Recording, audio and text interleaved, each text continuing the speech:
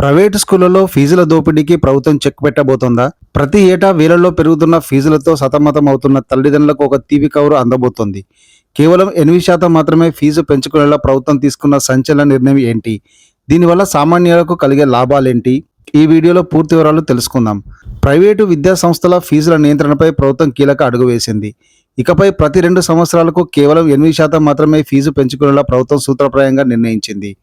అంటే పాఠశాలలు తమ ఇష్టానుసారంగా ఫీజులను పెంచడానికి వీలుండదు. తల్లిదండ్రులపై ఆర్థిక భారాన్ని తగ్గించడమే లక్ష్యంగా విద్యాశాఖ ఇప్పుడు కఠినమైన విధి విధానాలను రూపొందించే పనిలో నిమగ్నమైంది. ఈ ప్రక్రియలో పారదర్శకత పెంచేందుకు ప్రభుత్వం ఒక భారీ ఆపరేషన్ చేపట్టింది.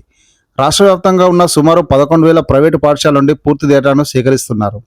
ఇందులో పాఠశాలల ప్రస్తుత ఫీజు వివరాలు మాత్రమే కాకుండా గత 3 సంవత్సరాలుగా వారి ఆదాయ వ్యయ లెక్కలను కూడా క్షుణ్ణంగా పరిశీలిస్తున్నారు. ఎంత వస్తుంది, ఎంత ఖర్చు చేస్తున్నారో, లాభాలు ఏంటి అనేవి ఇప్పుడు ప్రభుత్వ నిఘాలోకి రానున్నాయి.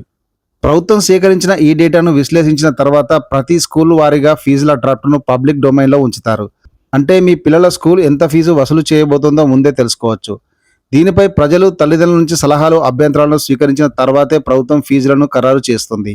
ఈ నియమాలను అతిక్రమించే పాఠశాలలపై కఠిన చర్యలు తీసుకోవడానికి కూడా వెనుకాడబోమని ప్రభుత్వం హెచ్చరిస్తోంది.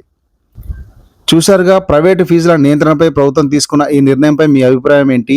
ఇది సామాన్యులకు నిజంగా మేలు చేస్తుందని మీరు భావిస్తున్నారా? కింద కామెంట్ సెక్షన్లో తెలియచేయండి. ఇలాంటి మరిన్ని లేటెస్ట్ అప్డేట్ కోసం మన ఛానల్ను సబ్స్క్రైబ్ చేసుకోవడం మర్చిపోకండి. జై హింద్.